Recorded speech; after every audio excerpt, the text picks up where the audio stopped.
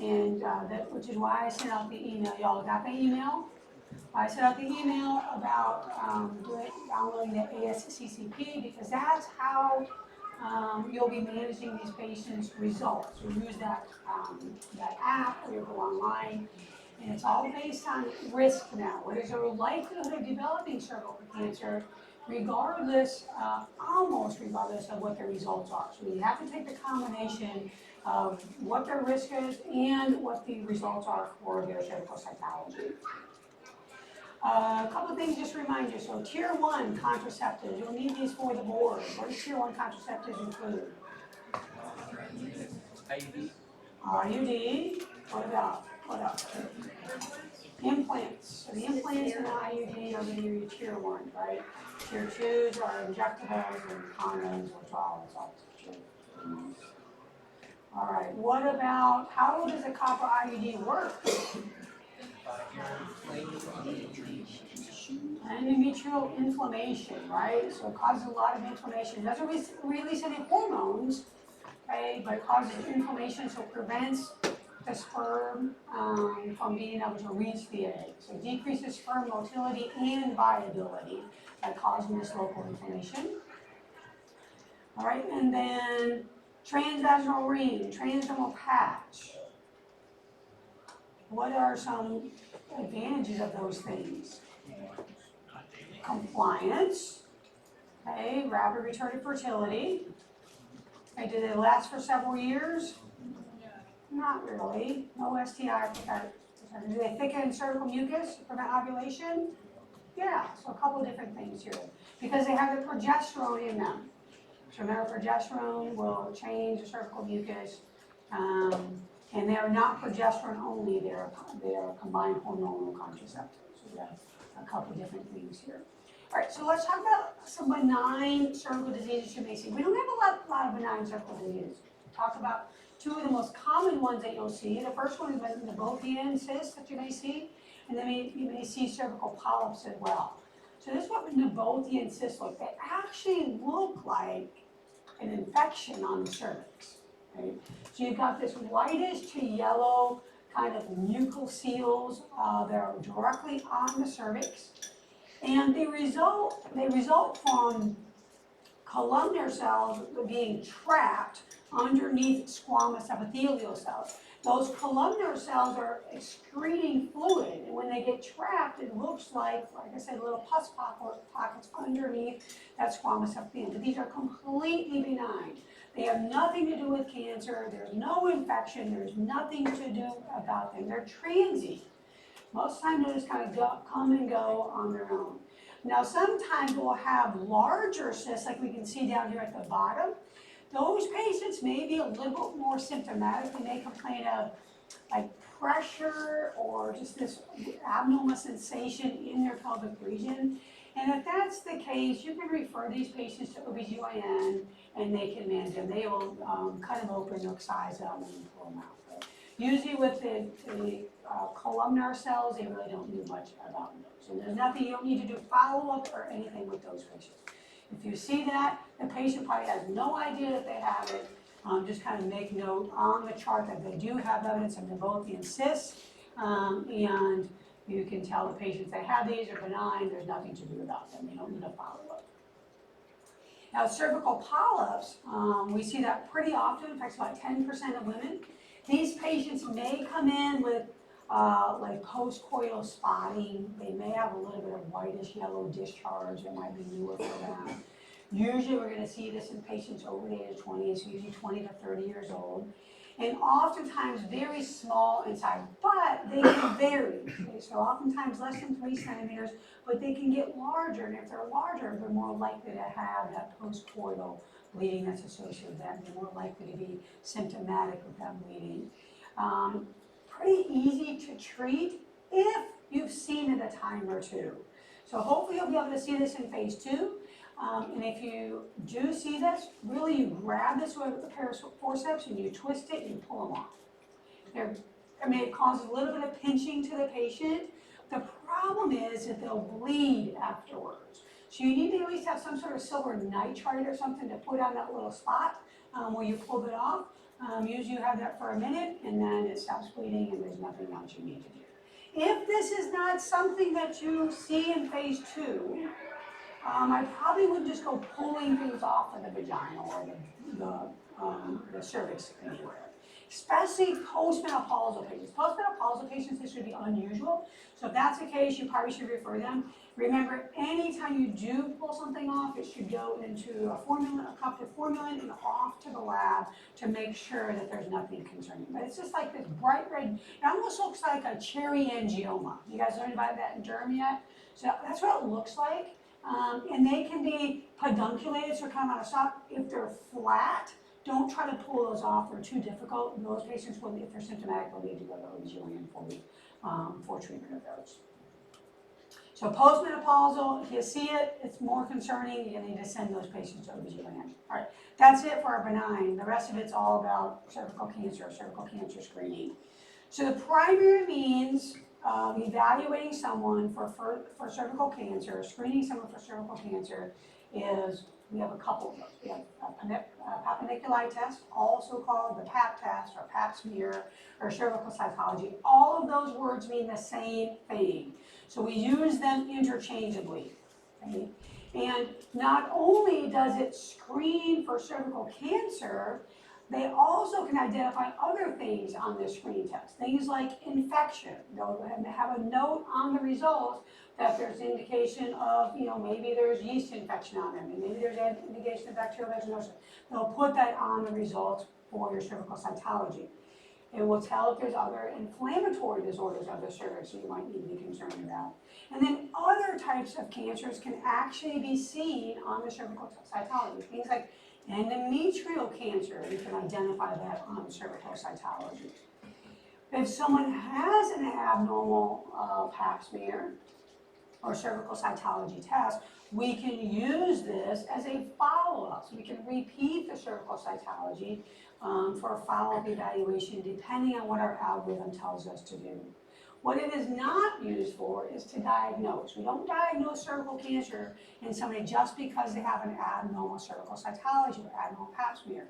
This is a screening tool. It leads us to believe that they have a potential of developing cervical cancer, but it's not a diagnosis that this patient has cervical cancer.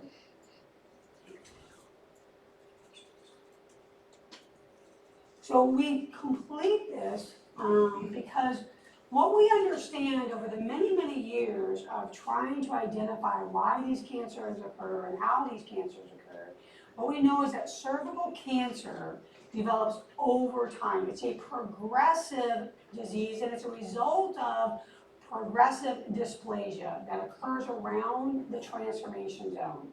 Okay? And the most common cause nowadays of cervical cytology or cervical cancer is HPV.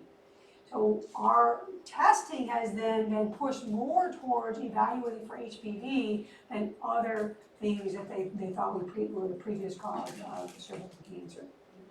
Most of the time, these patients that develop cervical cancer is because they were either never screened, okay, or they were screened inappropriately. They didn't do their 3 years or their follow-ups. The last time they were screened was 20 years ago, and now they've had this progressive dysplasia that's been going on for 20 years to the point where now they in fact do have cervical cancer. So it's important.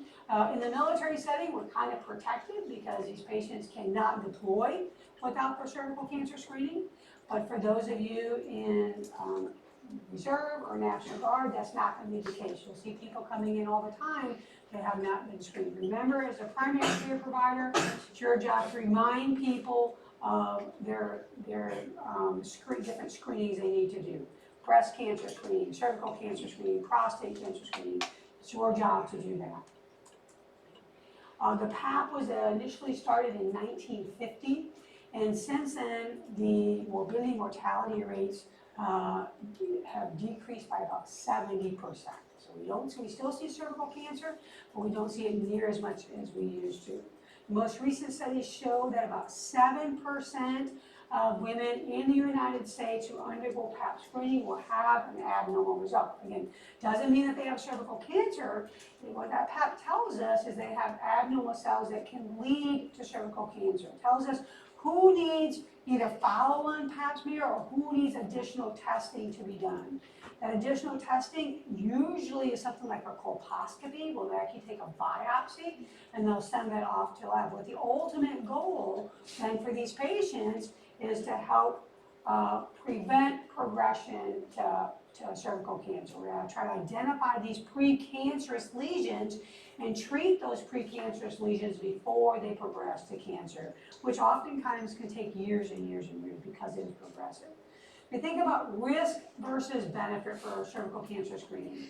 We've got a lot of different risks, potentially. You know, someone that has an abnormal pap smear, you call them in and say, hey, your pap smear is abnormal.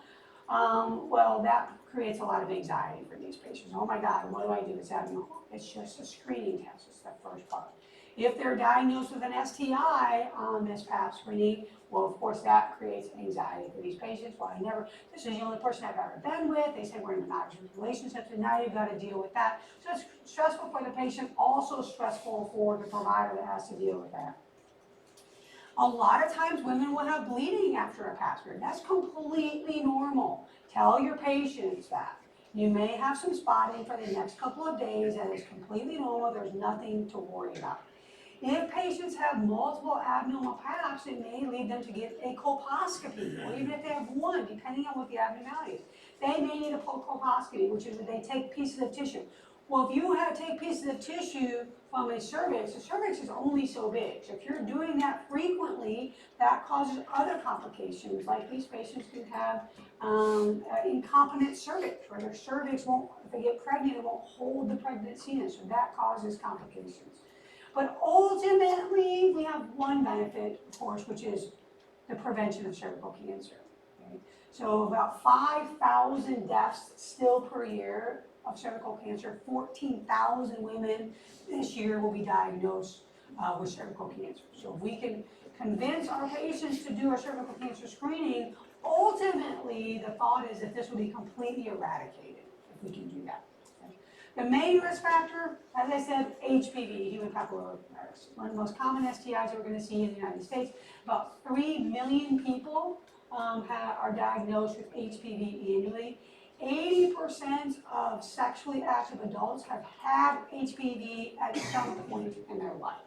So the majority of us sitting in this room have had HPV. Now, because it is transient, right, you may not be detected on routine screening because as long as you have a good immune system, your body will get rid of it. It's a virus, okay? Just like a cold, they can get rid of it.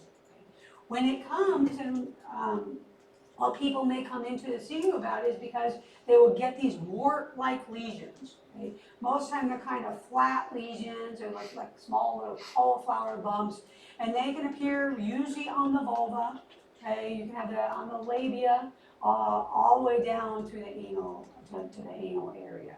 Okay? So we've got to look at all those areas when we're doing our GYN exams.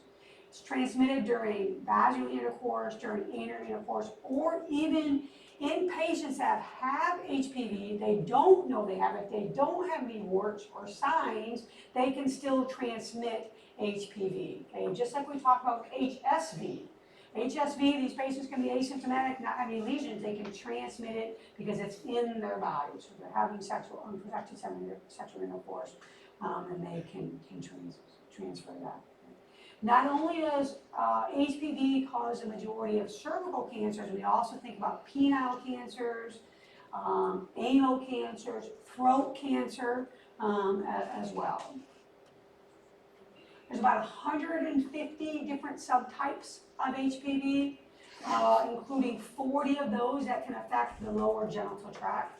The majority of cervical cancer is going to be caused by 16 and 18 types. Okay, subtype 16 and subtype 18. And again, most cases, the body's immune system is going to defeat this HPV infection. Okay, before it even creates any warts, before the patients even have signs and symptoms that they have HPV. It's going to be transient infection, very low risk then of these patients developing cervical cancer. The real issue is when patients don't get screened or HPV goes undetected, and it's that persistent infection that they have.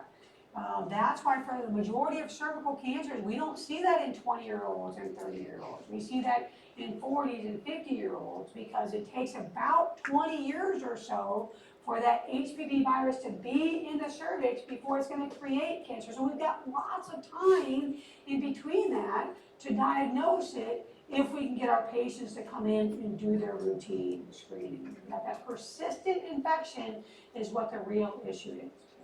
So we've got to talk about cervical cytology, but you need to understand some words that are so associated with cervical cytology and with tissue biopsy or that colposcopy. So dysplasia, when we talk about dysplasia, it really just means something's not normal. There's some abnormal cells that are appearing on the cervix or within the tissue. Something called squamous intraepithelial lesion, or SIL. That is going to come from our PAP results, or SIL and HSIL. Those are PAP results that you will get. Okay, so that's from the cervical cytology. Okay, we have CIN. CIN is cervical intraepithelial neoplasm. That is going to be colposcopy results. So I've had some sort of abnormal screening. I have sent them to OBGYN. They are going to do a tissue biopsy. The result of that is going to be a CIN result. CIN 1, 2, or 3. If someone has mild dysplasia, we equate that to a low-grade squamous intraepithelial lesion and a CIN1. If they have moderate to severe dysplasia that we see on our PAP results, then that is equated to a high-grade squamous intraepithelial lesion, or CIN2, could be CIN3, or it could be carcinoma in situ.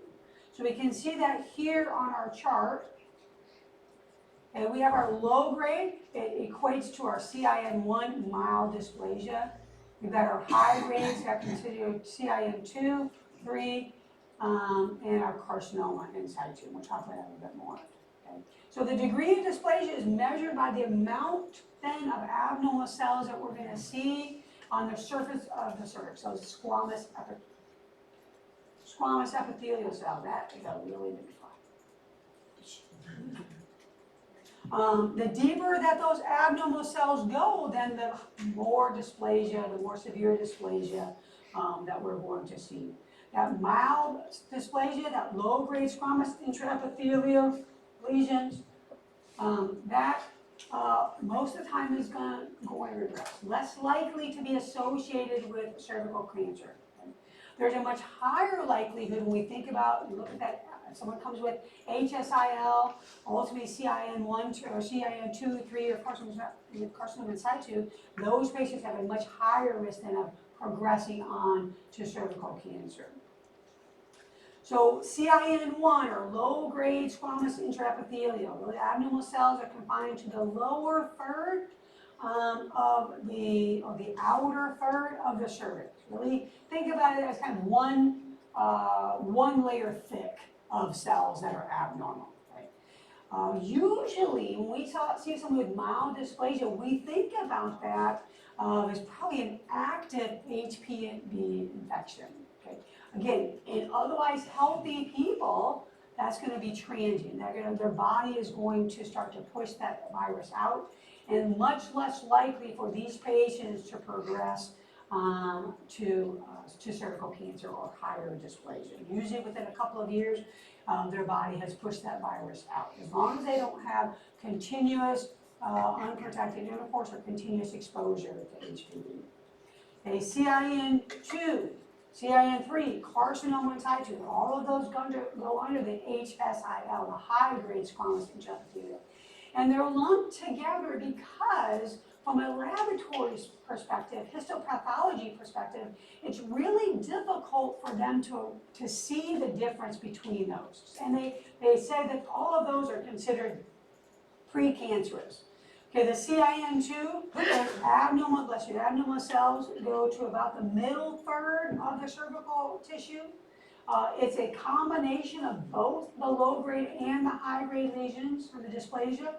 And Again, there's a higher likelihood than we see in our mild dysplasia, our LSIL, higher likelihood for these patients to progress to cervical cancer, but about 40% or so will still have that spontaneous regression over a matter of a couple of years. Okay, CIN3, that's more severe dysplasia. Now we're talking about those abnormal cells are going too deep into that cervical tissue, to the upper third or the inner third of that cervical tissue. And for these patients, much higher risk, because this is indication that that HPV has been there for several years now. This patient probably did not get a test 3 years ago or 5 years ago. It's probably been 10 or 15 years since they got the testing done. Much higher risk for progression to cervical cancer. And then again, carcinoma in situ, that is cancer. That is local cancer in the cervix. Okay? It involves full thickness abnormal cells, but those cells have not moved on to tissue around the cervix. So it doesn't involve the lymph nodes, it doesn't involve surrounding tissue. These patients need to be treated, and they'll be treated as if this is cervical cancer because it is local cancer, stage 0. So then, who undergoes cervical cancer screening? How often do they undergo? That information can be confusing. So the guidelines have changed about 8 times. It's so big. It's okay. I know CPR. Did it yesterday, actually. Last night. 8 times since 2019. I mean, for 8 times from 2000, now you got me go, 2008 to 2019. 8 times we've had changes in this. Now we're going off of the cervical cancer screening guidelines from 2020 are the most recent changes that we've seen. As a matter of fact, I actually was reading an article this weekend that is probably going to change some stuff that we're doing here in the very, very near future. But for now, this is what we have.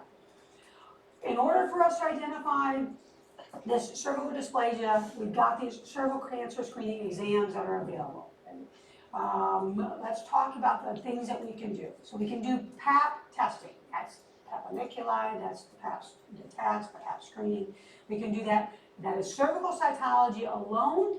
And if that is done, it is recommended every 3 years. So we're taking a scraping on the outside of the cervix, we're putting in a thin prep material, and we're sending it off to lab, and that's all we're doing. Okay? We can do primary HPV testing.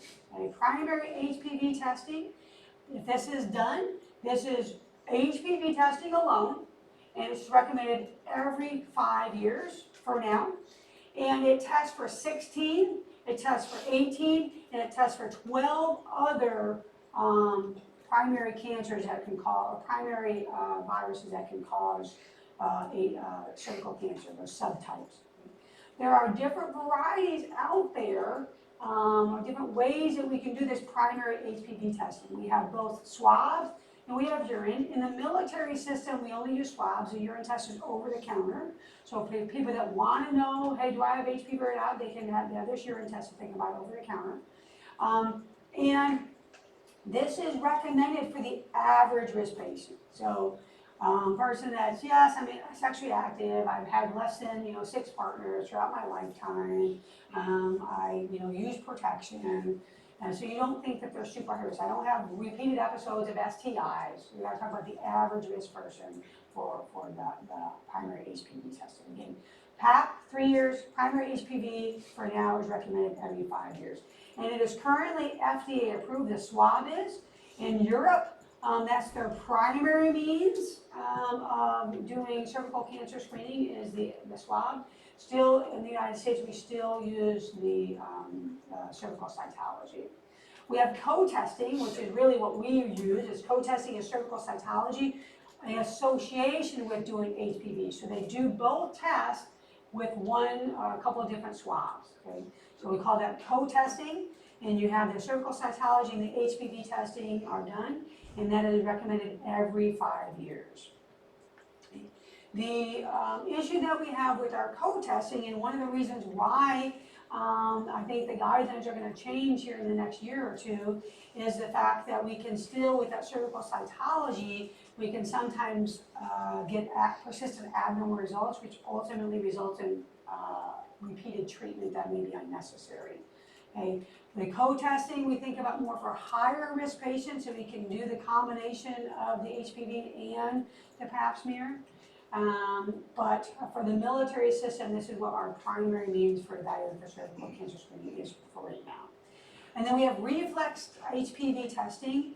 If that cervical cytology alone was done, and it's abnormal, it has something called ASCUS, and we'll talk about that, then they will automatically send a HPV test. So if you did not do an HPV test, and we have an abnormal pap result, they will automatically send that HPV test. Or if there's low-grade squamous intraepithelial, that LSIL, women over the age of 50, HPV testing was not done, they will automatically send that HPV test. And the HPV test they do test for those 14 different subtypes of HPV.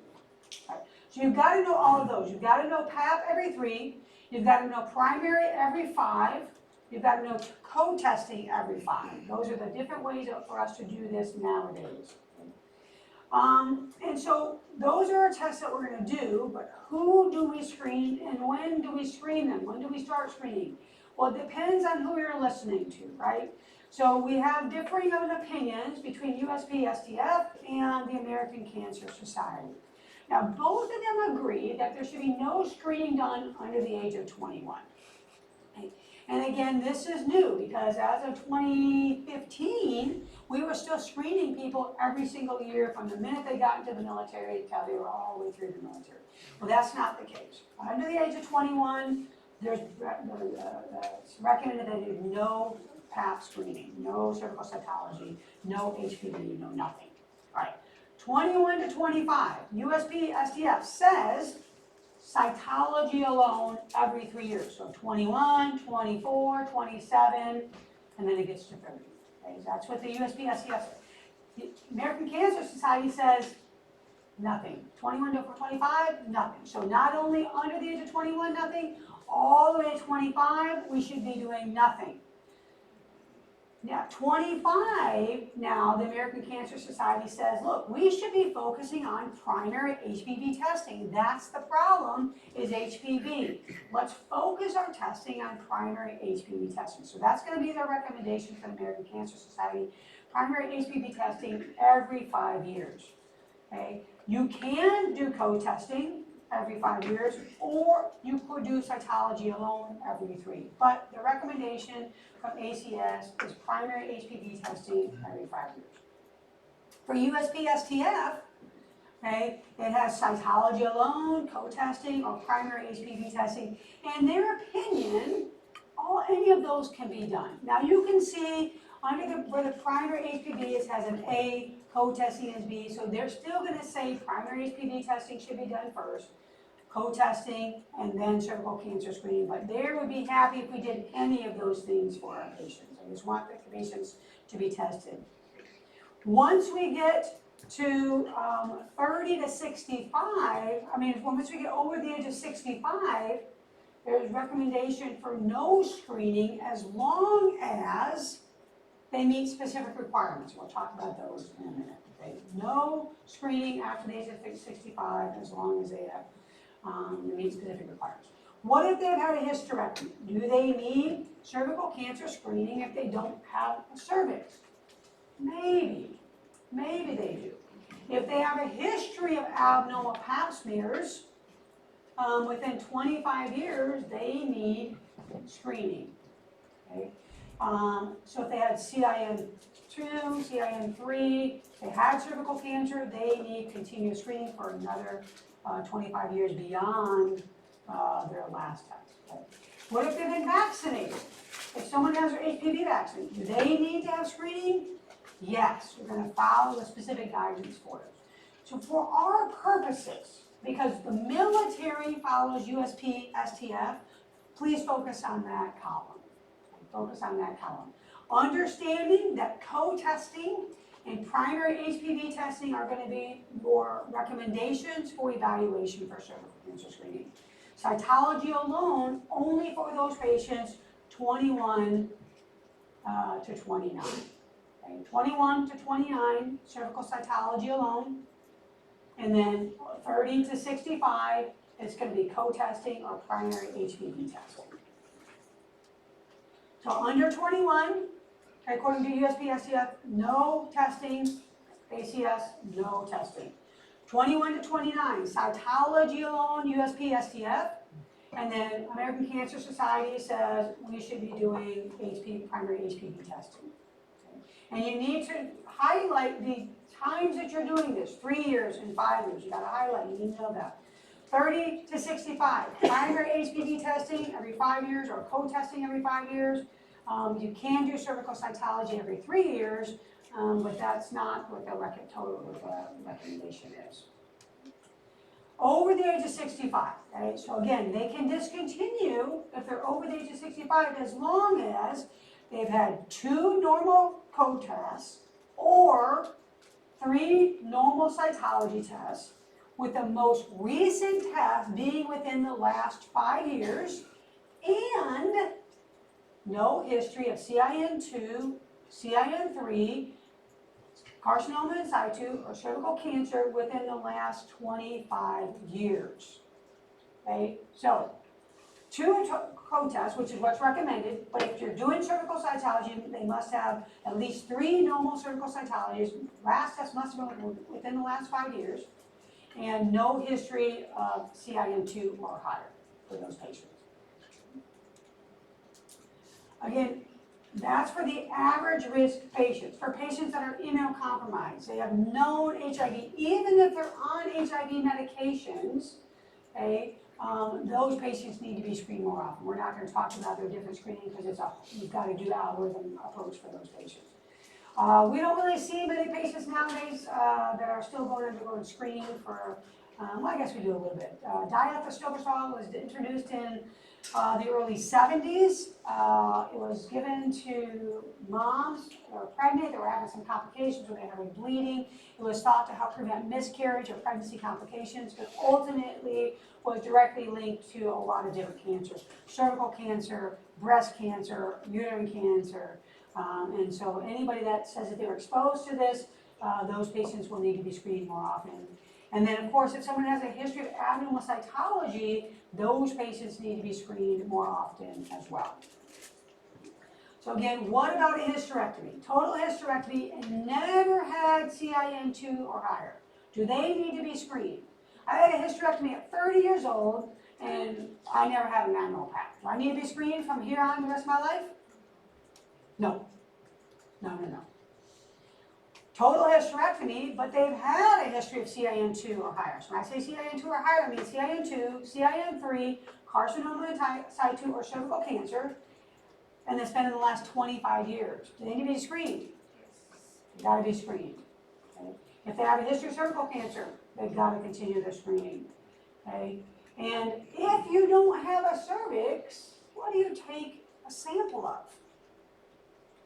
Just put it in there. Swish it around a little bit, put it in the cup. You do what they call a vaginal cuff smear. So once they have a hysterectomy, and now there's different varieties of hysterectomies, right? They could take just the uterus out and they could leave the cervix. And these patients say I had a hysterectomy, but they actually still have a cervix. They can do that. Okay? The majority of times they don't do that anymore, and so they don't have the cervix, the uterus is gone, they sew that area, and they'll take a picture, a swab of the vaginal cuff in the back, okay? And then you send that off. So once they have abnormal PAP, CIN2 or higher, you've got to continue to screen them for 25 years from the time of their last abnormality, okay? The last time. So once if they had CIN2 or higher, and this was their date, you got to screen them for an additional 25 years. Why? Why did we change the guidelines? Why do we no longer do exams every single year, and patients all the way from the time you start having intercourse all the way up to the time that you die? The reason is because Kaiser Permanente did this huge 10-year study, 1.5 million women, and They evaluated the cervical cytology results and they evaluated HPV results. And what they identified that women under the age of 30 had HPV, right? And it caused abnormal pap smears, but the HPV ultimately was transient. It went away in those patients that they just monitored versus those patients that were part of the study that they treated. So we identified these patients that had transient HPV, really no carcinogenic potential, not likely that they are going to get cervical cancer, but some of those patients are being overtreated because of their initial results. In women that are younger than 30, they had increased sensitivity, decreased specificity with co-testing when they compared it to pap testing alone. And they said, look, co-testing seems to be better because we're looking specifically for HPV. When we only use pap testing, we get a lot of abnormal results. We act on those results with ultimately no benefit. Okay? And again, 10 million or 1.5 million people over 10 years. And so those patients are 25 to 29. They said, look, really, if we can, we should really go to high-risk HPV testing. And that's because we're detecting the primary cause of cancer in these patients. And if we can detect that, we can screen it early, we can treat it early on, and the benefit outweighs the harm when we do primary HPV testing. HPV testing is a lot more sensitive and specific for this. What was that? We don't know? Don't talk about it. Don't talk about it. Okay? So again, 21 to 29, we do that co-testing, it helps us detecting this transient HPV. We don't want to know about transient, we want to know about persistent. So that's why it's recommended pap test only, cervical cytology only for 21 to 29 because of that transient HPV. 25 to 29, according to the American Cancer Society that recently did a study, and anybody understand or know why from now American Cancer Society says 25 to 29? Because of the HPV vaccine, right? So the study that the American Cancer Society did was in 2020. And what they said was, look, we've had women that have been getting the HPV vaccine now for over 20 years. Those patients are now in the time point where they are starting to get cervical cancer screening, and they identified that, yes, less than 21, they don't need anything. They don't think you need anything before 25 because still HPV is so transient. So the 25 to 29 is specifically from the American Cancer Society that did additional testing based on the HPV vaccine. And they said, look, the HPV vaccine is working. These patients are having less and less and less cases of HPV. We don't need to screen them earlier because of the HPV vaccine. And that's why their push is to not start until 25. Okay? And after 25, then we do the high-risk HPV. Okay? Over the age of 30, okay, this Kaiser Permanente study said, look, they looked at the patients for a 5-year risk of CIN3. So CIN3 is going to be the high-grade squamous intraepithelial, more likely to then progress to cervical cancer. So for those patients, that did have the CIN3 risk for 5 years, we looked at their cervical cytology and we looked at HPV. So 2 different groups. Those patients that did cervical cytology alone that were negative, they still had a 0.26 chance of being worked up for abnormal paps that ultimately didn't. Those patients that had HPV testing alone, 0.08% chance of being worked up for something abnormal. Okay, so 3 times more likely to have an abnormal pap that ultimately doesn't lead to cervical cancer if you use just pap alone. If you use HPV testing, a lot less likely to have an abnormality, meaning a lot less likely to over-treat these patients. Okay? So if we use primary HPV testing or co-testing for these patients, it results in not only lower rates of cancer, but lower treatment for patients that don't need treatment. Lower colposcopy rates, lower LEEP procedures or cold knife cone procedures in these patients that are not likely to develop cervical cancer anyway. Okay? So that's the reason for changing what we've done, is because they evaluated this and said we are over testing, we are over treating these patients. Okay? Cervical cancer is real, but they believe with the HPV vaccine and with the appropriate screening, that again will ultimately eradicate this. So when these patients come in to have their cervical cancer screening, we like to do it one time. Okay, we don't want to have to call them back in a couple weeks when we get the results and they said wasn't satisfactory for evaluation. All right, so there's a couple of things we've got to talk about associated with the exam itself. Can this be done when someone's on their menstrual cycle? It can be. It can be. Like if they would show up and say, I'm so sorry, I just started my cycle today. Do we want to go ahead and move this? You can do it, right? And the reason why we can do it nowadays is because we have this liquid-based solution. Previously, we had to put the cervical cytology on a slide, and if there was blood on there, it would completely obscure the cell, so we weren't able to see, the lab wasn't able to see the cell very well.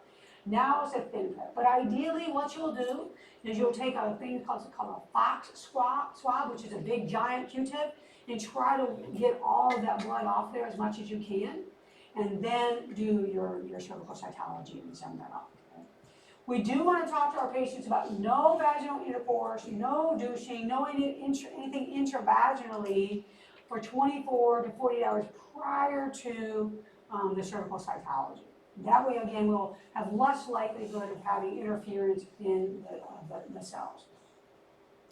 These patients will come in, and there's usually a piece of paper that they fill out. They talk about they put on their last menstrual period, if they're currently pregnant or not. Are they using any sort of hormones like birth control pills? Are they on any sort of hormone supplements? What about any prior abnormal past smears? You write all of that stuff down. And menopausal status. Are they perimenopausal, postmenopausal? Those things are important, okay? Because postmenopausal patients, if the lab shows endometrial cells that are now on the cervix, that's concerning. That person might have something like endometrial cancer. So you'll document all of that stuff in your immunogenicity chart on these patients once they complete the information. During the test, after we complete this basic information, so what I typically will do is I'll go in and talk to my patient first, okay, let them know what we're going to do. Then I will step out and let them get undressed. Because usually patients are a little more comfortable talking to you when they're dressed than undressed. Not always, we all know that, not always, but most of the time. And so then you talk to them about the answers to their questions, you let them get undressed after you tell them what's going on, and then when you come in, they should be, depending on if you're doing breast exams associated or not, I typically do the breast exam and the Pap exam all on the same day. I also, anytime I do a Pap exam, I'm doing, even if I'm just doing high risk HPV swab, I'm doing gonorrhea and chlamydia testing as well. I always do that. You'll be amazed at how many of those you find just incidentally in the patients that have those symptoms, right? And honestly, I do vaginitis, vaginosis, gonorrhea, chlamydia, and a swab. I'm already in there, I might as well send all of those swabs off to make sure the patient doesn't have any problems. So when they come back the following week and say, well, now I have this discharge and you caused it from my Pap smear. Nope, you had it when I did the Pap smear, and here's your results. This is what you have. Right? Patient, when you go back in, you put the patient up in the stirrups. Tell them they can leave their socks on. Those stirrups are cold. Most of the time when you do your exam, it's going to be with a plastic speculum. Now, when you go through your OBGYN rotation, most of the time you'll use a metal speculum. They do not like plastic speculums in OBGYN. So you use a metal speculum. So if you're working in an area that you're using that, when we use the metal speculum, most of the time we're not going to use any sort of lube on the Pap, okay? So take either the metal speculum or if you have the plastic, put it in water, warm water, and that'll give it a little bit of lubrication. Because we don't want that gel, again, to get into our vial and then obscure the cells, so the lab can't see them. Put the patient up in the lithotomy position, get all of your equipment around you, have a chaperone. Must, must, must. Even if you're a female, you must have a chaperone. First of all, most of the time y'all are not gonna know what swabs go where. So you need someone to tell you what to do, right? All you're doing is someone's handing it to you. And once you hand it back, they do the labeling, they put the swab. If you do it on your own, you're gonna put the swab wrong, this is gonna be wrong, just let someone else help you with it, trust me. When I go in there, even in the ER, I have a nurse, I'm like, I don't know, I don't know, go find someone that knows and bring them in here because it's the blind leading the blind right now, I don't know. I do this part, I hand you the swab and then they're gone. You guys take them wherever you take them. Okay, so make your people do the work. And then you'll look externally, do your outside exam, that includes the vulva, that includes spreading the labia. They look internally for any lesions on the labia majora, the labia minora, any sort of excoriations that made you think, especially perimenopausal. Look at the vaginal tissue. Is it dry? Is it irritated? Is there any evidence of atrophy? Maybe these patients, while they're here, maybe you could talk to them about topical estrogen if they're having any sort of signs and symptoms. Okay? Remember, you're their primary care provider. Look down, not only the perineal area, look down by the anus. Make sure we don't have any lesions around the anus. Doesn't mean you need to do a rectal exam, unless they're over the age of 50, that is recommended, but you need to look to make sure we don't see anything like that. And I go to put the speculum and I take one finger of my non-dominant hand and I put it into the vaginal introitus. A lot of times, once you insert that speculum, these patients tighten up around the speculum, it's hard to insert it. So I take one finger and I push down on the bottom portion of the vaginal introitus, and that allows that vaginismus to relax, the vaginal muscles to relax. And then I take the speculum, I put it in sideways, as I'm putting it in, and I slowly turn it. I don't open it, because you open it, when you're going in, then you'll get all that tissue that gets caught into the sides of the speculum, and it's very uncomfortable. And the good thing is we'll go through this. We'll go through this before you do your RTA lab. We'll talk through this. You guys will get a couple of times of hands-on experience. So you do the speculum, open the speculum up, no click, click, click, click, click, okay? Because when you do the click, click, the patient hears that and they're like, oh my God, how far are you going to open that speculum? Right? So I'll show you a way to not do the clicks. And then be careful, because once you put the speculum in, you've got to grab all these other things that they're handing you. If you let go of the speculum, some women have really tight vaginal muscles, and out comes the speculum that you just put in, and only now it's wide open. So keep one hand on the speculum, use your other hand to do your swabs. You shouldn't have to do that. Right? And you got to make sure you visualize the entire cervix. Once you visualize the entire cervix, you take your scrapes from the outside, you put your brush in, you turn that around a few times, and then you put it in the thin prep solution, and it goes off to the lab. Okay? Once that is done, bimanual exam should be considered. Okay? I do a bimanual exam on all my patients. As you go through phase 2, you will have to determine if you're going to do those or not. But again, bimanual exam, I'm taking one hand on the abdomen and pushing the uterine fundus, see if I can feel anything, masses or lobs there. Go over to one adnexal area, shouldn't be able to feel anything. If I do, that would be unusual. Go to the other area, make sure the patient's not tender, make sure you don't feel anything. After that, I come out. Okay? So, well, we take a break and then we'll finish it up. Cervical cytology. These are the different things you're going to look for. So this picture over here, see it? Your right, your left, my right. So this is probably a pretty young cervix. Okay, probably pretty young cervix. So on the outside of the cervix, we have that stratified squamous epithelium. Right? On the inside of the cervix, here we have the glandular columnar epithelium. Over time, those glandular columnar cells then come out to the outside of the cervix essentially the endocervix becomes the ectocervix, and it pushes those squamous epithelial cells outward. Doesn't necessarily get rid of them, it just pushes them outward and replaces that as we come closer and closer to the eye. Anytime you have a change in cells is your place, your area for cervical cancer or for cancer to develop. So the area that we want to do our scrapings of is called the transformation zone. I think you guys have probably learned this before. This is a picture of a transformation zone here. So we've got our original area out here for the squamocolumnar junction that used to be all the way in near the cervical os, but now it's been pushed out. And now we have all of this is going to be your columnar epithelium. All of this kind of reddish, kind of hyperpigmented area, that's your columnar epithelium that has pushed the squamous epithelial cells out. So this is your junction, this is your transformation zone on where you want to take that cervical scraping from. This is another example. So this patient has a large area of columnar epithelia on the outside. But we can look out here and we can see this really hyperpigmented area here, this really red area here. Okay, this is going to be the end of that area. So this is now kind of the new squamous columnar junction, and this is our old. So you can still see a very discrete difference between here and then the other surrounding cervical tissue, and then as we come up here. So this is going to be our transformation zone between the new columnar epithelium and the old squamous columnar junction. That's your. So if we were to take cells from all the way up here at the cervical os, we're actually not really getting our transformation zone sometimes.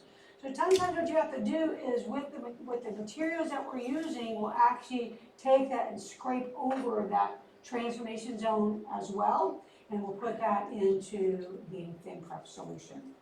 So the tools that we use to gather our cells, to do our pap smear, and to do our co-testing, our HPV, are these tools. We have this bottle with the blue top, that is the thin prep, that's the solution that you're putting the cells into. This first thing is a spatula. Okay, this next one is a cervical cytology brush. And then this is a cervical cytology broom. Now you don't have to use all of these things. You can use the broom by itself if you have the broom. Otherwise, typically we'll use the spatula and the brush together. And the reason we use those together is because the spatula doesn't really get into the endocervical canal to get us that tissue and those cells in the endocervical canal. You can use this broom by itself because it does get into the endocervical canal. So once we take that, we'll put the spatula in, we'll turn it around about 4 or 5 times, and then we'll put that in the thin prep, and then we take the brush and put it in about 4 or 5 times and put that into it. These are slides. Again, we used to do it on slides. I think the majority of you guys will not have to worry about that slides. We have this thin prep solution. So we put that speculum in, we have the speculum open, we're usually going to hold it with one hand, we take our swabs with the other hand, and we put it in, we're going to go directly on the cervix. My recommendation is, again, take a Fox swab. Even if someone doesn't have a significant amount of discharge, they don't have any bleeding in, take that Fox swab, clean off the outside of the cervix, throw that Fox swab in the trash. Then you can take your spatula or your endocervical brush, doesn't matter which one you do first. A lot of times I will take the spatula because the endocervical brush goes inside the cervix, and oftentimes will make a little bit of bleeding when that occurs because the inside of that cervix is more friable, it's more sensitive tissue. So oftentimes I'll take the spatula. Again, it doesn't really matter how you put the spatula in. There's a picture here where you take the longer side, put it into the cervical os, and then it's kind of stationed in the cervical os, and then you're just rotating it around 5 or 6 times to get all those cells. Pull it out, put it in your thin prep, swish it around a few times, or give it to the nurse, switch it around, or tech. And then that can go into the trash. It does not need to go with the thin prep. Then take your brush, put it into the cervical os. The brush part is only about this long or this deep, and you got your long handle. Put it into the cervical os. Again, circle it around 360, 4 or 5 times, pull it out, put it into your solution. Make sure when you put it in, you swish it back and forth multiple times in that solution so you can get all those cells in there. If there's mucus and stuff that's on the brush or on the spatula, that mucus doesn't necessarily have to all be in there. You're just trying to get those cells. And again, if you use the broom, you can use the broom by itself. The broom goes into the cervical os. You're going to do 360 4 or 5 or 6 times with that broom, comes out, goes into your thin crop. After the exam, and you're going to talk to your patients. You might have a little bit of spotting that's associated with this. Don't be surprised. You shouldn't be, soaking pads, with this. It's just a little bit when you wipe, or maybe a little bit on your undergarments. That will go away within a couple of days. You might have a bit of discharge that's associated with this. This is not abnormal. That should also go away in a couple of days. Results are typically available when they are, usually 1 to 3 weeks in the military setting. And how are they going to get the results? Are you calling them if something's abnormal? Are you calling them if it's normal? How are they going to get the results? Is they going to get a letter in the mail? Is it going to come up on NHS Genesis? So depending on where you're working will depend on what the answer to those questions are. Okay? But you want to tell your patients when they can expect the results. Most laboratories in the United States use a standard set of terms called the Bethesda system to report their PAP results, their PAP test results. Okay, under that Bethesda system, the first thing to say, the specimen collection type. Specimen collection type is either going to be liquid-based cytology, which is that thin prep, and again, that's going to be the majority of it now, or conventional, which would be the slide, which we usually don't use in most situations.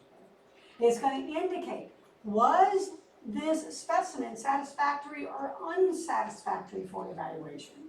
Okay. It might say no endocervical or no cervical cells present. So if we have something that says, probably not satisfactory for evaluation, no endocervical cells present, what do you think that means? You gotta do a breathe test. Try again. You did not, that was not the cervix that you saw. It was something else. And until you see a few of them, like when we do the RTA lab, you guys will find, when I go, I almost always have the same person, and hers is a little bit difficult to find. And so usually as the staff person will go in there and we'll find it first, and then we'll tell you like how to do it. But sometimes they're hard to find. If that's the case, if you're like, man, I don't know, is it cervix or not? What I would do, I wouldn't tell the patient. I would take my speculum out and I would do a bimanual exam. And on the bimanual exam, you should be able to feel the cervix. And it gives you an idea then, oh, I know why I can't find it. I was way on top of it. The cervix is way down here. My speculum was straight in. So that's why I couldn't find it, right?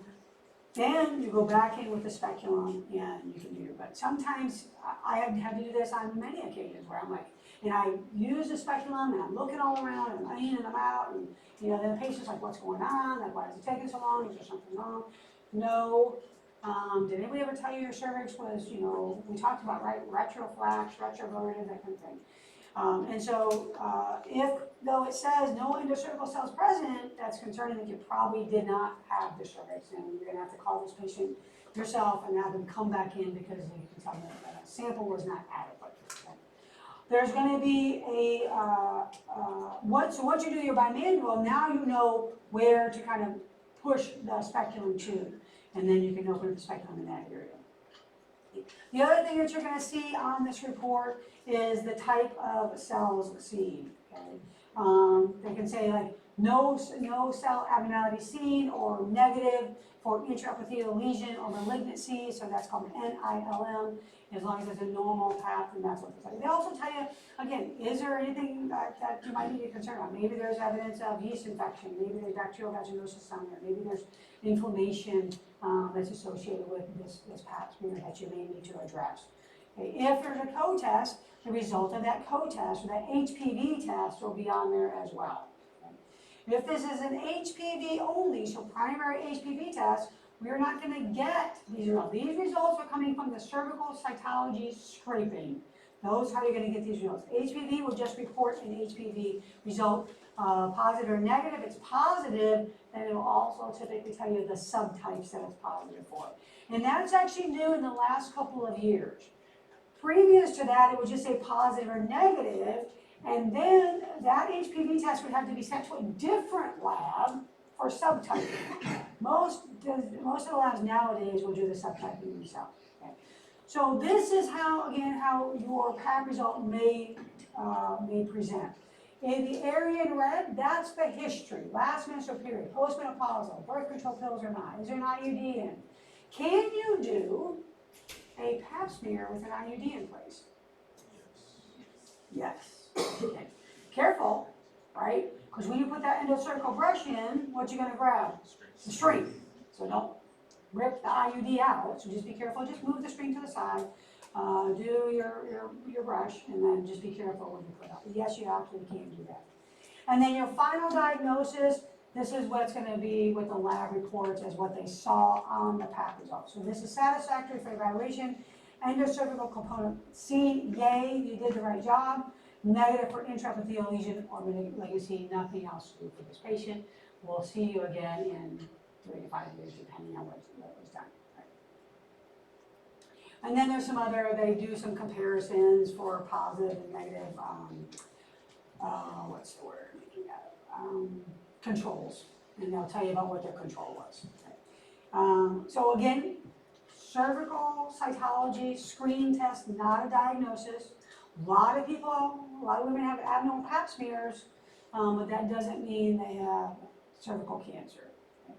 A lot of women have positive HPV tests. That also doesn't mean they have cervical cancer. It means that we need to monitor these patients, and we need to identify those that are at higher risk for developing cervical cancer, vulvar cancer, vaginal cancer, anal cancer, all of those we kind of think of together. So the diagnosis itself, if we have something abnormal, in order to diagnose the degree of dysplasia that we have, is going to be something like a colposcopy. Okay? Well, they take a colposcope, which is a big magnifying glass, like a microscope, and they look at the cervix, and then they take biopsies of the cervix, and they send that out. All we're getting from that cytology, is there something abnormal or not? Do we need additional testing or not? Based on the results of that Bethesda system, okay, these different things might be resorted. They may say something like ascus, so they may have atypical squamous cells of undetermined significance. So instead of saying negative for intraepithelial lesion or malignancy, it might say ascus. It may say this low-grade squamous intraepithelial lesion, okay, more indicative of an active HPV infection. It might say high-grade squamous intraepithelial lesion. Okay, it might even say there's carcinoma inside. That's going to be reported on that Bethesda system, on that piece of paper, or on your lab results when it comes back to your box in NHS Genesis. Or it can say something like atypical glandular cells are present. Atypical glandular cells, endocervical cell. If you have atypical glandular cells, that is concerning for these patients of having endometrial cancer. So anytime you have atypical glandular cells, the thought is that they probably need to be going to see OBGYN for an endometrial biopsy, not necessarily a colposcopy. Okay? So now, once we receive these results, we talked about screening, and who needs to be screened, and when they need to be screened. We're going to focus on the ASCCP guidelines for that, or the USP-STF guidelines for that. Once we receive the results, now we got to know what to do with them, okay? And we're going to use the guidelines that came out in 2020 to help us manage this. These guidelines, again, have changed from test-based to risk-based, okay? From results-based to risk-based. Just because they have an abnormality doesn't necessarily mean they need to go and get a tissue biopsy. What is their risk? What is their risk in a lifetime of them developing cervical cancer? The goal is, yes, to prevent progression to cervical cancer, but we also want to avoid over-treatment, avoid over-evaluation for these patients. Maybe for these patients, they can just be observed if they have HPV testing with cytology colposcopy. Okay? Ultimately, they may need to be treated. Maybe they do need excision or ablation. The risk for cancer progression not only depends on the patient's age, okay, it depends on the CIN that was also identified. Younger patients, we know they have a much higher immune system, more robust immune system. They're a lot less likely than to progress to cervical cancer. If we have that low-grade CIN, okay, at a lower potential for those patients to then progress to cervical cancer. The high-grade HSIL, CIN 2 or plus, those patients have a higher risk for progression. Right? So did you guys download the app? If you downloaded the app, open it up. Otherwise, if you have it on your computer, we're going to go through a couple of things. And just like when I told you guys about, I got a lot of crap for giving you guys that USMEC on the test for the contraceptives. Like, why are you giving that? Like, because they should use the tools that they have. That's why. So, which makes this test a little bit more difficult because I'm not going to ask you how to manage abnormal paps. I'm not going to give you an abnormal pap and say, how would you manage this? Because why? Because you got an app. And in real life, you should use your app. But I want you to understand how this app works and the difference between spending $9.95 or using it on the computer. The $9.95, I'm telling you, if you're going to be doing these, is well worth it. Because when you do it on the computer, it takes 15 minutes to figure out where you're supposed to go. But ultimately, what this app has done for us, it is identified the patients at risk for CIN, or that have immediate risk for CIN 3 or plus. So CIN 3, carcinoma 2, or cervical cancer. So is that patient, based on their risk factors, do they have a higher likelihood of developing those higher precancerous cells? Okay? If the answer is no, okay, then we kind of go with this bottom part. Look at their 5-year risk. Okay? Maybe they have to return. Okay? Maybe they return in 3 years. Maybe they return in 5 years. It all depends on their risk. And the web version of this has about 25 pages. And you've got to go in, and you got to go from one page out. This page will say, okay, see page 5. And then you go to page 5. Okay, if they have this, then you see page 10. Okay, and then now it says go back to see page 3. Because you've got to look at all the different pages for the different risks that this person may have. Okay, so the app compiles all of that for you. Now, if they have a higher risk because, let's say, they had an abnormal pap, or they have multiple sexual partners, or they have positive HPV, okay, then you're going to come up, look at their immediate risk, and then these patients, treatment, okay, so it depends on their risk. And this app compiles all of that for us. So let's look at some specific stuff. So if we have primary FDA approved HPV testing, it's going to test for 16, and it's going to test for 18, and then those 12 other high-risk HPV types for cervical cancer.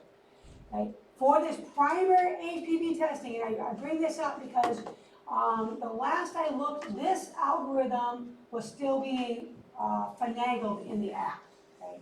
But if it's negative, there's nothing else to do. Okay? There's nothing else to do. Follow up in 5 years. If it's positive for HPV 16, 18, or any of those 12 other types, then they say, look, it's positive, we're going to go back to that reflex cytology. What does that mean? What do they need? Pap smear. Right? So we did an HPV test. It was positive. Bring them in, do a pap smear, and send that off. And based on that pap smear, we'll now determine what we're going to do with this patient. Okay? Over here, if it's HPV 16 or 18, so here at 16, 18 negative, 16, 18 positive, we already know that's high risk for cervical cancer to develop. Those patients automatically colposcopy and cytology. Why do you think they're doing a colposcopy and a cytology? because ultimately they would like to be able to monitor these patients with a cytology. So they need a baseline cytology result. They don't want to have to do a colposcopy again in 3 to 6 months or a year, because repeat colposcopy causes complications for these patients oftentimes in pregnancy. So they want a baseline cytology, and after that they'll typically follow them with that cytology. Okay? All right. So what if someone comes in with ascus? All right, I've got my little app up here. 25 to 29, so I'm going to click on my 25 to 29 years. And they're ascus positive, so we go to clinical situation. So was it routine screening? We'll say it was routine screening.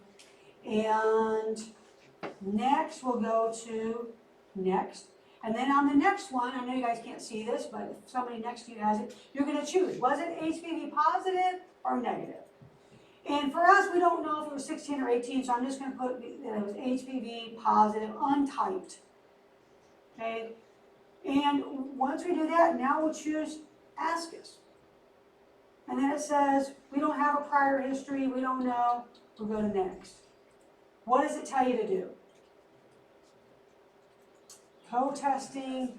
Okay, right now we have co-testing, HPV positive, abnormal cytology. It says prior results are unknown. Next is going to be recommended is colposcopy. Colposcopy. Okay. So, did you use it on the app? Over 6 3 or 5? Yeah. So this will be a colposcopy. If we have a positive HPV and ascus, those patients need a colposcopy. Okay. Let's go back and say that this person is under 25. Routine screening, okay, and then they have normal results, positive HPV, okay.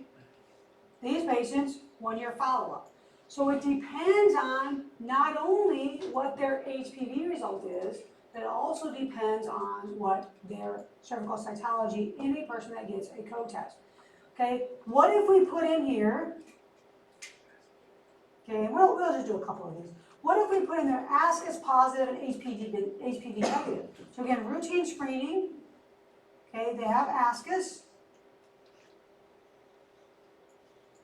no prior results, okay, and then now they're HPV negative. Okay, what does it tell you to do? Routine. Right? Routine screening. Right? So that's how this works. Someone asked me at break, will you be doing pap smears a lot? I did them all the time. We had papathons. Well, that's what we did all day long. Every 15 minutes, pap after pap after pap after pap. So, and that was my entire time as primary care. Even when I was in command in Korea, I would go over and do the pap smears for our patients that needed their pap. So, yes.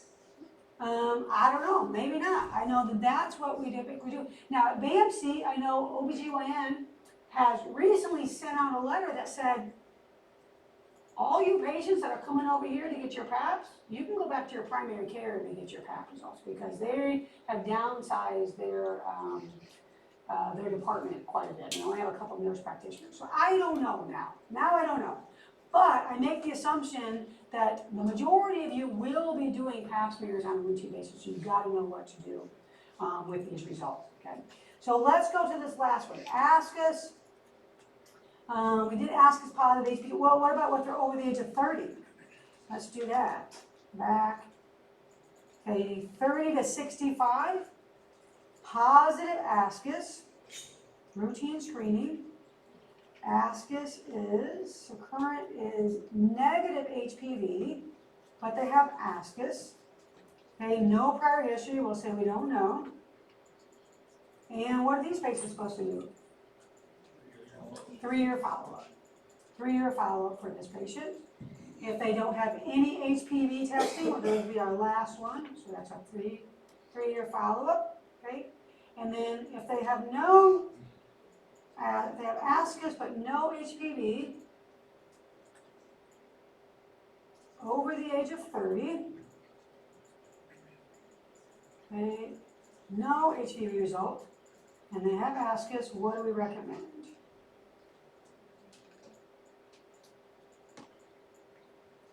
What does it say? Oh, we gotta do all these things, right? So ascus cytology only, depends, right? Now we have this, depends on what it is. Repeat cytology is acceptable at 1 year, okay? Or HPV test is what's preferred.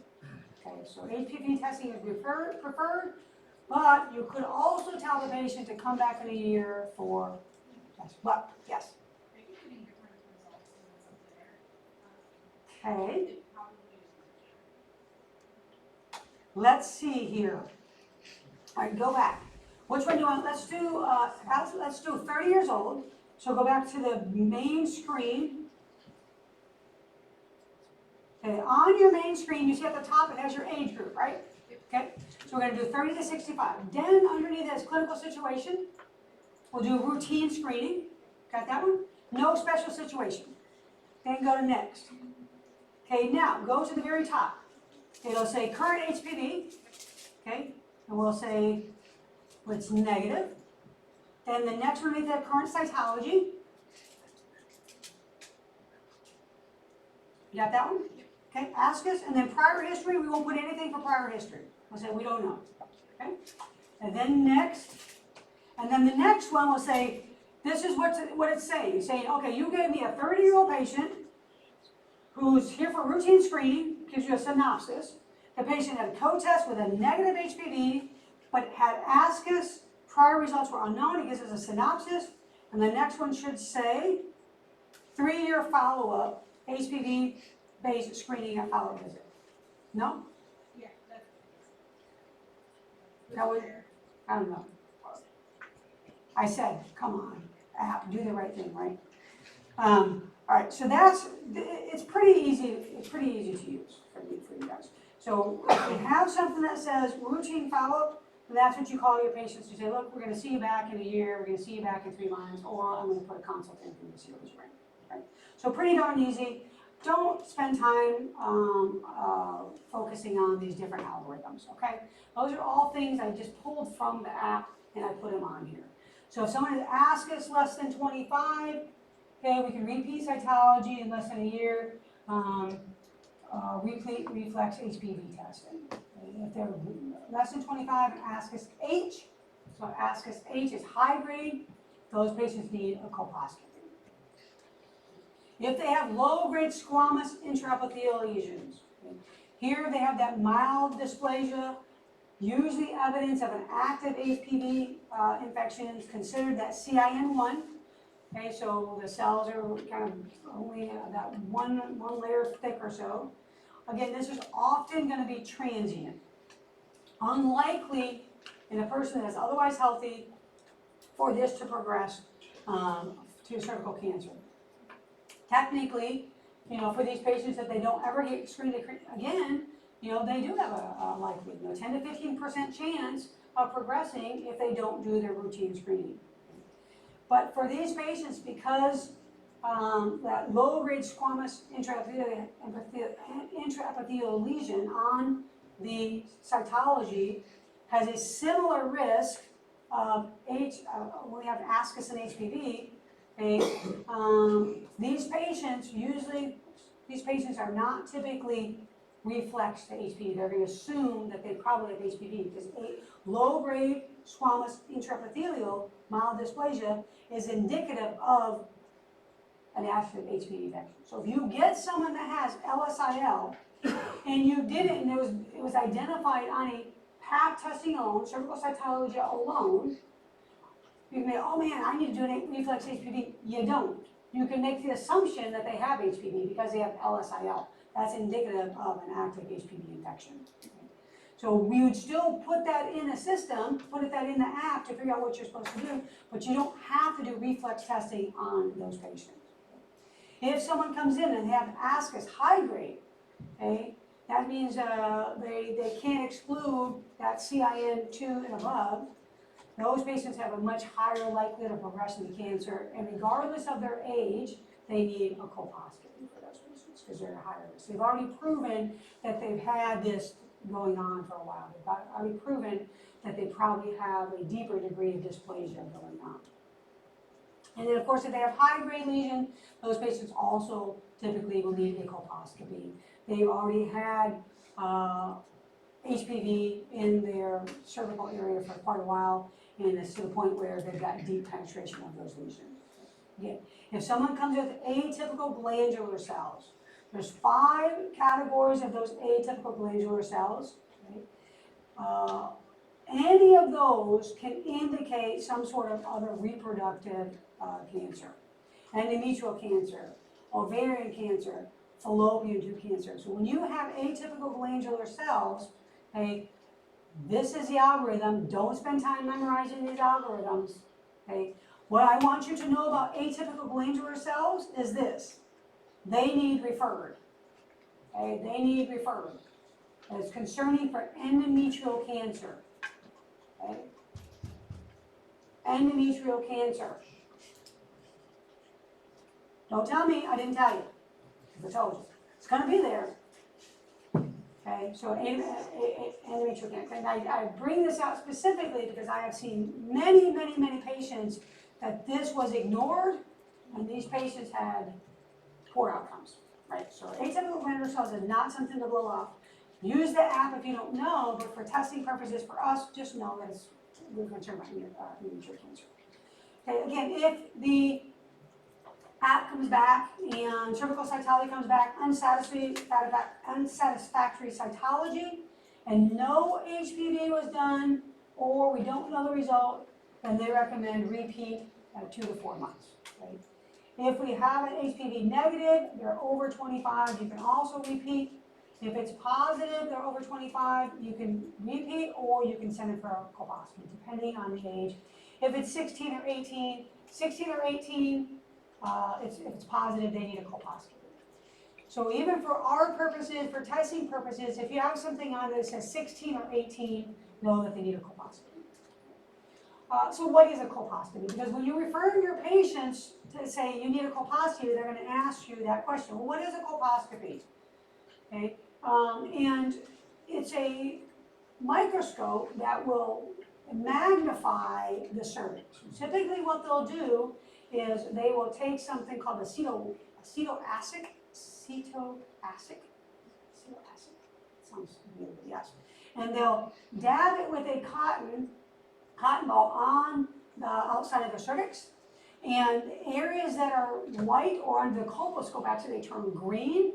They'll take biopsies of those areas because those are the more concerning areas. Because we do this knowing that the cytology is only a screening tool. We've got to have, if we have an abnormality and we want the diagnosis, then we're going to send them for that colposcope. We've got to do directed biopsies. And this is an in-the-office procedure, fairly well tolerated. Not to say it's not uncomfortable, because it is definitely uncomfortable, but it's fairly well tolerated. They don't typically give pain medicines for it. You just go in, you do your colposcopy, and you're out within 20 minutes or so. They don't numb up the cervix or anything like that. They just use these biopsies. Okay? And they use this little tool here. It's a little grabber. Okay? And they'll grab pieces of tissue in a couple different areas, especially if they get highlighted, and they'll send that off for tissue pathology. Okay? So again, if you have someone who comes in, they've got, undeflated vaginal bleeding, they've got lesions on their cervix, they've got abnormal cytology, refer them for colposcopy. That's going to give them a better visualization, give the OB-GYN a better visualization of the diagnosis and ultimately the management of these patients. There's really not any definitive contraindications to colposcopy. However, if someone has vaginitis, or if they have an active STI, it's probably not a good idea to then pull tissue out of the cervix while they're undergoing treatment for an active infection. So usually it's deferred until that infection has resolved. If they have uncontrolled hypertension, okay, again, not a complete contraindication, but this tends to increase your blood pressure a little bit when they're doing this procedure, okay? So we want to make sure that these patients are safe enough to do the procedure, that their blood pressure is not out of control. And ultimately, if that can't be done, if they have uncontrolled blood pressure, they can't tolerate the colposcope because of pain, they can take these patients to the operating room and they can do the colposcope in the operating room. If they do the colposcopy and they say, well, we either need more definitive evaluation or they can use these maneuvers for treatment as well. They can do something like a LEAP procedure or a cold knife cone. So again, colposcopy is done, and colposcopy says, yes, I need additional treatment, or I need additional evaluation. Okay, these are the additional treatment or evaluation procedures that are done. So LEAP procedure, that's a loop electrical surgical excision procedure. And it uses this wire loop that is heated, and it just kind of uses it, and it's like a super sharp knife, and it cuts through the cervix and it'll take off some of that cervical tissue. Again, depending on if this is for treatment or for additional evaluation, will be dependent on how much tissue comes off. But essentially, it's a heated wire that comes through the cervix and takes off a layer of cells, a layer of tissue, I should say, and sends that off to pathology. This is typically done under local anesthesia, so still an in-the-office procedure. They will inject lidocaine into the cervix, which if you don't think that's uncomfortable, it is terribly uncomfortable. And then they take this hot wire and go whoosh, and cut through the tissue of the cervix. Terrible. I'm serious, it's terrible. It's so bad. Don't tell your patients that when you tell them they gotta go get it done though, right? They'll come back and tell you all that. But numbing medicine certainly helps. And I don't know, it's amazing that people tolerate these procedures pretty well though. Like, I don't think I would have, I think my pain tolerance must be 0, but I don't think I could do it. I don't know, you gotta take me to the operating room for that. And then the other thing they may do is a cold knife cone. Cold knife cone is just that they take a scalpel and they cut a cone-shaped section out of the cervix and they will send that off. Now this is done under anesthesia. General anesthesia, they'll take them to the operating room and get this done. All right, so LEAP procedure, colposcopy, can be done in the office. Cold knife cone is usually done under general anesthesia. But this bottom picture, this is an example of a cold knife cone. And I point this out because you can see it's a conization, and then ultimately think about, yes, some of the cervical tissue is going to redevelop, but how may that affect these patients as they go on to pregnancy? Okay? If they have to have multiple colposcopies, multiple LEAP procedures, multiple cold knife cones, and they get pregnant, their cervix is not as strong as it once was. So it puts them at much higher risk for second trimester pregnancy loss or preterm pregnancy, preterm delivery, because their cervix can't stay closed. It opens up because it's no longer as strong as it once was. All of that goes back to why have we changed the way we're evaluating these patients and when we're evaluating them and how we're evaluating them. Because we had all of these procedures that were being done on patients that didn't need them and caused long-term complications. So treatment complications, if they're getting the colposcopy, certainly LEAP, they can get bleeding, they can get infection. That's why they do at least a verbal screening for any to see if they have any abnormal vaginal discharge, and then physically they look for any abnormal vaginal discharge before they do these procedures. They can get cervical stenosis if you have repeated colposcopies or LEAP procedures or cold knife cones, where the cervical os scars down. Okay? And then again, cervical incontinence is one of those complications if they have repeated procedures. So ultimately, you want to manage these patients without unnecessary procedures. See, the goal for cervical cancer, the goal for cervical dysplasia is really to prevent it from happening, because cervical dysplasia primarily comes from HPV, vaccination is going to be our main thing. So we want to talk to our patients about vaccination, talk to them about vaccinating their kids as well. Remember this, even in the military system, we can't make people do anything. Okay? It is not our job to be the people standing on the desk to say, you must get this. We can only educate them on what is available out there. Okay? So we do have the HPV vaccination is is effective against multiple subtypes of HPV to include 16 and 18. Recommended for patients 9 to 26. Okay, but it can be given all the way up to 45 years old. So 9 to 45 is the age range in which it can be given. We highly recommend it for 9 to 26.